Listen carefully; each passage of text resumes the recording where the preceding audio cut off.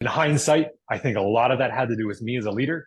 I was not positioned myself to be a great leader at that point. I was not a great manager. There was a lot of things that in hindsight, would have done differently or would have handled things differently. It's time for Company Profiles with your host, Paul Chase.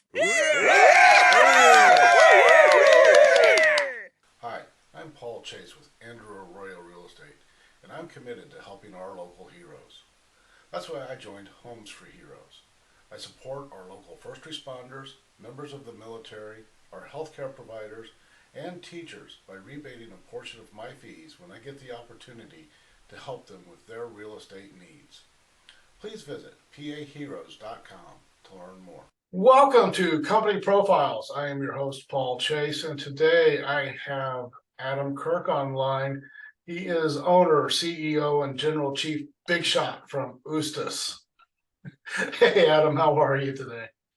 Good, Paul. Thanks so much for having me on the show. It's great to be here. Hey, glad you could make it. Greg, tell me about Oostas. What is Oostas? So I'm dying to know Oostas, what Oostas is. okay. Oostas, we are a digital marketing agency serving small businesses. As far as what we do, the short version is we do websites, search engine optimization, social media marketing, Google ads, things like that, serving small businesses. Okay. And where did you come up with the name Oostas? Yeah, I love that story. You've got to work to come up with a name like that. We did. It was work, but the cool thing about the name is it has meaning on several different levels. So my wife and I and our family, we lived overseas for a number of years in the country of Turkey. We'll keep the long story very short. We had to come back to the States fairly quickly, and that's when we started the business. When we were looking for a name, we wanted something unique, but we also wanted something that had meaning and value behind it. So the word Oostas comes from, or it's a derivative from a Turkish word that means master craftsman. And so as we were looking for something that had meaning to it, had meaning to me personally as the owner of the business, because I lived overseas in Turkey for those number of years. And it also has meaning because working with small business owners are the master of their craft. We get to serve them, help them continue to be the master of their craft, help them to be the master of their craft online. So it's got several different levels of meaning there, but it means master craftsman. Got it. Okay, now that makes sense. It'll be easier for me to remember. Yep. Adam, you are renowned for having solved a problem that still flummoxes some of the Fortune 500 companies like Amazon and Google. And that is the idea of remote work versus in-office work. So, and I think you told me that COVID sort of triggered that, was like it did with the rest of the world. But tell me what life was like pre-COVID. Yeah, so pre-COVID, we're a small business. So pre-COVID, honestly, that was only a year and a half after we had started the business, or maybe 2 years after we had started the business. Yeah, 2 years. So at the point of COVID, it was my dad and myself were the only employees in the business. When COVID hit, we had never done remote work before necessarily in Oostas. We, like many other businesses, had to close our physical doors. We had a physical office at that point, and we both worked remote for, I want to say, 2 or 3 or 4 months or something like that. So that was a challenge, but it was a fairly easy challenge at that point, simply because it was my dad and myself. He was my only employee at the time. And that was our first introduction to working remote. We opted to go back to the office as soon as we possibly could after that. So that was our first trigger in that. We were happy to get back to the office because I love the face-to-face. Even though as a digital marketing agency, we're one of the few that can easily work remote. We could have gone fully remote and stayed fully remote starting at COVID, but we opted to continue to have that face-to-face time with employees, with clients and things like that. So we went back to the office, I want to say, I think it was like 4 months after COVID started. And then we were fully in office it was probably about a year and a half after that until we started to introduce remote work again to the team. So you're switching, so then you're adding employees and switching philosophies. That had to bring some headaches with it. Oh my gosh, yes. So, quick snapshot of where we were at. When we came back into the office, we quickly hired another employee or two. So the team has quickly grown since then. We're a team of 8 people now. But over that season, we came back to working face to face. We had two, then three, then four employees. And then I want to say it was back in the end of 2021 was when a lot of changes happened in the company. And I'll be full disclosure. I like to be honest and open about things like that. That was in the end of November, December of 2021 was a huge transition season for us. I learned a lot. Basically, the nutshell of what happened is we lost 3 team members. We were a team of 5 then, I think 5 or 6, and we lost 3 team members in about a month season. So it was a very small team that we felt that drastically. And in hindsight, I think a lot of that had to do with me as a leader. I was not positioned myself to be a great leader at that point. I was not a great manager. There was a lot of things that I, in hindsight, would have done differently or would have handled things differently. But losing those 3 team members in a very short period of time kind of rocked my world. And I spent a lot of time in personal coaching and things like that to better myself as a leader in a business. And through that season, we basically had to start from scratch almost in building up our team again. And through all the coaching and counsel that I received from my business coaches and mentors and things like that, we were able to come out of that much stronger. And I've learned so much since then. And as a result of that, we have a very, very strong team right now. And I know that's kind of what we wanted to focus on in this podcast is like the things that we learned through that season and the way that we've been able to grow out of that. So tell me about that change, or like, what would you say was the biggest change or that you learned, and what was the biggest change culturally, and how that impacted the business? Yeah. I don't know if I can narrow it down to one simple thing. I think if I were to narrow it down, if I were to narrow it down to one thing, it would probably be me as a leader, learning how to lead better and learning how to manage people better. There was a lot of things that I let slide that I shouldn't have let slide. And so after that November, December 2021 season, with the teams that left, I basically had to say, okay, there's certain things that I've let go that we're not going to let go anymore. And so I kind of, in one sense, kind of tightened it up a little bit and said, hey, we do need to have a positive work environment. I had let that slide and we were getting negative chatter and things like that. So that tightening that up and kind of saying, this is what we stand for as a business. We worked a lot on our core values, who we are as a business. Those weren't clear before then. I didn't do a great job communicating with my team. We were very focused on the tasks in front of us. And so to boil it down to one thing, I would say me as a leader, I feel like I have gotten better at managing and leading a team. A lot of the practical things of what that looks like I said, we started at the core. Who are we?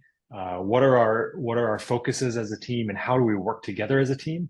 And we made a lot of changes as far as like what we do. So getting practical here, I like to be practical. One thing that we started to implement quickly was a weekly game time. And that's been something we've been doing on stop for the last 2.5, 3 years. So every Wednesday as a team, we stop. Wednesdays at 2 is game time. So we stop for, it's technically a half an hour. It normally turns into 45 minutes. We're just sit around the conference room table and we break out a board game or something and we play a game together for 45 minutes. The winner always gets a $10 gift card. So there's a little bit of incentive there. But that was something that we started to do that just helps promote fun, helps promote team unity, getting outside of the work box and just doing something fun together as a team. I can keep going down the list unless you had other things to chime in. What I find interesting is one of the things that, because I've been studying networking and building a company and all of that, and one of the first things they always talk about is your mission statement, your core values and things like that. And I always get the feeling, and even with my own business, those are chapters that we skip over. Yeah. Because you don't see the practical use for it. And what I'm hearing in your story is there is a practical use for defining what your core values are, what your mission statement is, and defining, even to the point of putting it in writing, as to who you are. Yeah. Yeah. That was huge. We had like many other small businesses, we did have core values and a mission statement and a vision statement and things like that, but it was collecting dust in a drawer somewhere. And so to your point, Paul, like one of the things that we did around that tough season, transitioning out of a loss of a lot of employees and coming back into saying, hey, we need to regroup here and build from scratch. Who are we as a company and what do we stand for? We pulled that back out. We collaborated as a team. We had a lot of business coaches and mentors helping me in that process. And for example, one of the things was we're a positive work environment. And I had let that slide.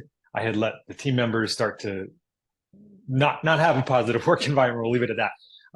And so part of it was me being a leader and saying, listen, this needs to stop. And we are going to focus on the positive things. So positive being, let's do those game times on a weekly basis. We started doing every morning that we were in the office together, we would do a team huddle in the morning.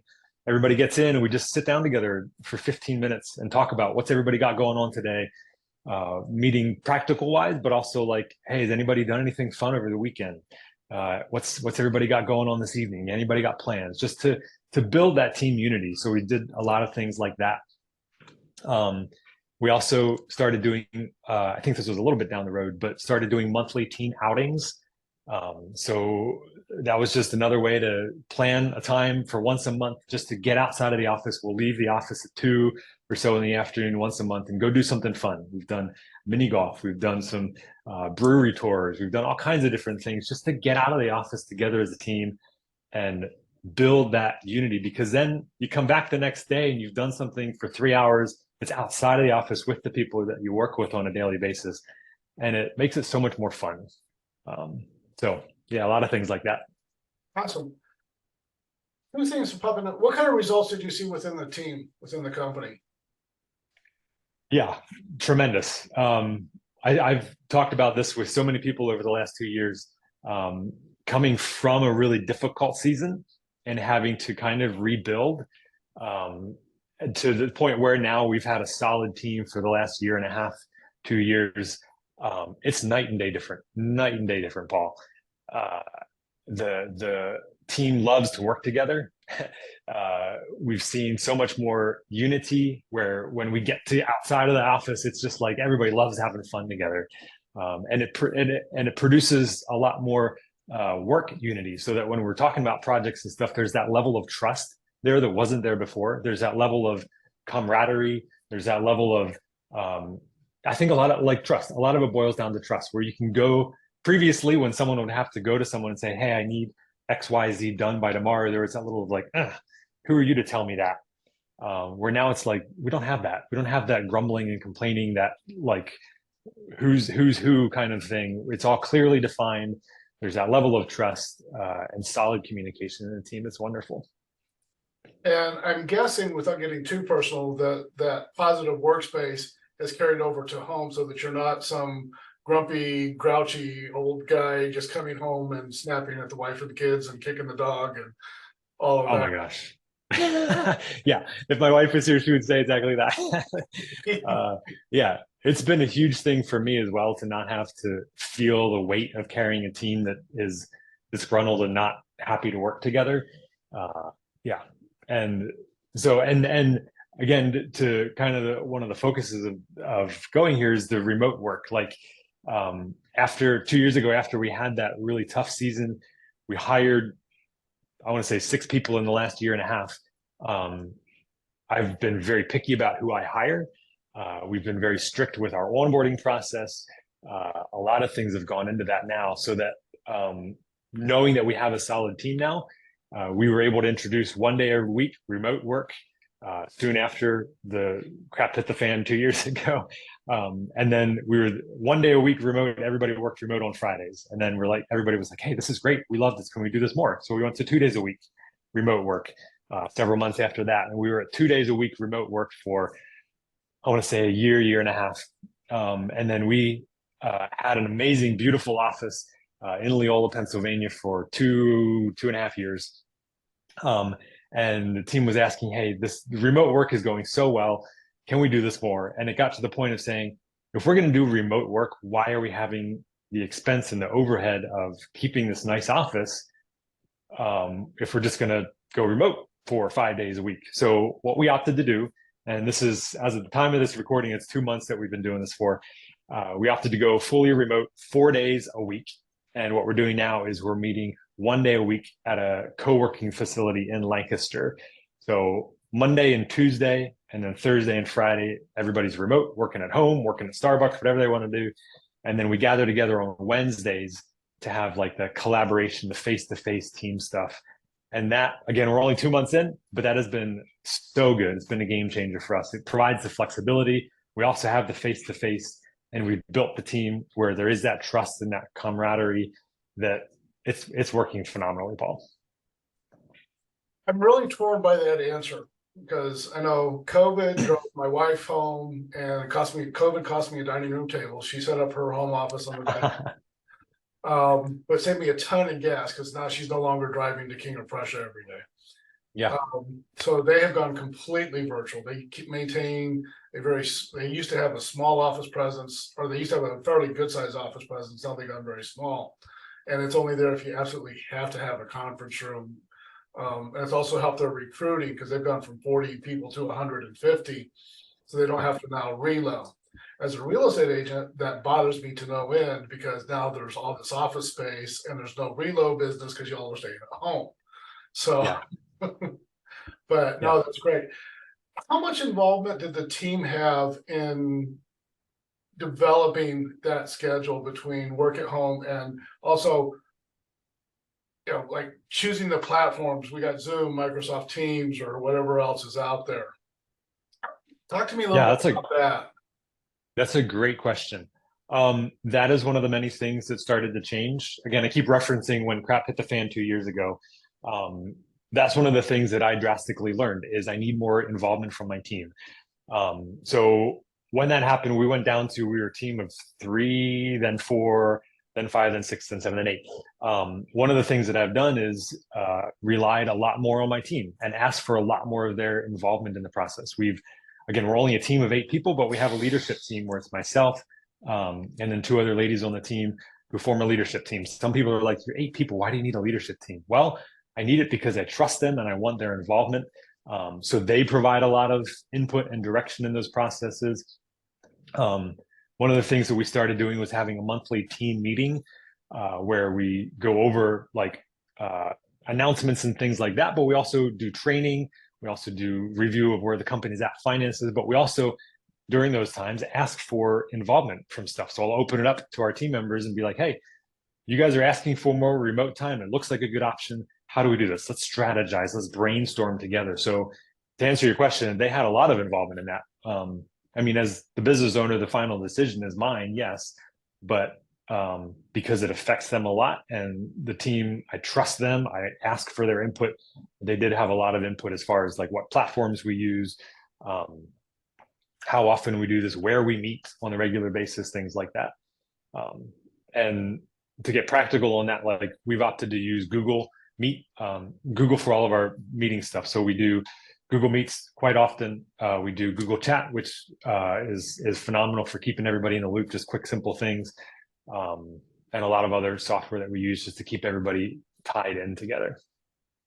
Of course, being digital marketing people, I'm sure you got all of the neatest and coolest laptops and high-speed internet and all of that. So yeah, it is good. Yeah. What advice would you have for, let's say, somebody starting out and still wrestling with this transition from in-person to remote? I think every team is different on that. So there's not like going to be a one solution fits all kind of stuff. It worked well for us to do it as a gradual thing, to start off 1 day, then go to 2 day, and now go to 4 day. That I think is a great solution because it's gradual. It's not like poof, all of a sudden you're going from seeing everybody face to face to like never seeing everybody. And I personally love like still having that face to face. Again, if you got people scattered all over the country, obviously that's not an option. All of our team members are in the Lancaster County area, so we can meet face to face. I think as human beings, we need that. So I'm a big proponent for is when possible, still have that personal connection, see people face to face, go out. Like we do a monthly lunch and learn. So once a month we're having a training time, we're sitting down, we're sharing food together. I think that's really important because human beings need connection and we need that face-to-face involvement with other human beings. Yeah. Do you have any thoughts as to what would happen if, excuse me, somebody had to be in the office, or let's say more of a retail? Because I'm imagining that you're meeting your clients online or Zoom or or digitally, or maybe at the coffee shop and the diners and all. That's where I do most of my business. What do you see that model translating to somebody who has a storefront? Clarify the question a little bit more. I want to make sure I'm understanding, right? Yeah, it's easy for me to envision a digital marketing team being completely offline or online, Yeah, completely remote. Because as long as you got a good internet connection, you're there. yeah. Do you have any thoughts or words of advice as to how somebody who needs that storefront can build that team? What did you learn in team building that somebody that does not have the option of going 100% virtual? Yeah. Any thoughts about how to build that team and take them towards strengthening that model, even though at some point somebody's got to be on site? Yeah. I think there's a lot of principles that just that I learned that just remote or on site that promote solid team stuff. A lot of those, and this is stuff that I've learned in the last 2 years and continuing to learn. A lot of it has to do with clear communication. That was one of my weaknesses prior to crap hitting the fan 2 years ago, which I have desperately tried to get better at. And that starts with things like job descriptions and interviews. Like when we lost so many people and had to rebuild our team, I worked with business coaches to say, okay, help me revamp my hiring process. I want to make sure that I'm getting the right people on the bus so that we're going the right direction. So clear job descriptions, clear communication about what's expected. I rub shoulders with business owners every single day and employees every day. And the stuff that I hear about the lack of communication is overwhelming. I'm like, oh my gosh, if I was in your shoes as an employee and I was being treated that way, I would want to run. So good communication, things like quarterly evaluations. I hear so many people who they get a yearly eval from their manager, and all it consists of is, this is the things that you're doing that are bad, change, no raise for you. And that's all that it is. I'm like, oh my gosh, like we do quarterly. We've recently changed them to be quarterly feedback sessions because I think feedback goes both ways. So I sit down with each of my employees on a quarterly basis. I start with focusing on things that I see them doing well, to focus on the positive. I ask them a lot of questions about how they're feeling with their workload, with their work environment. What issues are they having? What questions do they have? And then I give them the opportunity to say, hey, if you could change something, what would it be? What could the business do better? How could I serve you better? So I give them the opportunity. It's feedback both ways. I think that's massive to promoting good team culture. Fun is huge. I read a book during this time called The Millennial Whisperer. It's geared towards millennials in the workplace. I have a very young team, so this isn't relevant to everybody, but it just talked about how this generation needs purpose. They need meaning to what they do. They're not just focused on, it's not all about the money. It's not all about the job. It's about the environment. It's about the team. It's about the culture that they're a part of. So I would say every workplace, if possible, have a weekly game time. I don't know. It's probably not practical for every single situation, but doing something to get out of the normal routine and just get out of the walls and focus on doing something fun and engaging as a team. Those are just a few things that I'm like, I see so many room for improvements out there in so many businesses. That is fantastic. Adam, tell me, if somebody wants to learn more about Oostas and talk with you, connect with you, how would they get hold of you? What's the best way? Our website's the best way. If you go to oostas.com, it's OOSTAS.com. Information about our website. You can schedule a time to chat with me there. That's the best way. And you're not, even though the team is in Lancaster County, you can work with anybody around the world, I'm assuming. Yeah, we've got clients in most states, several international things like that. Yep. Great. Adam Kirk from Oostas. thank you so much for your interview and look forward to talking with you again. Thanks, Paul. Thank you so much. Let's see, recording.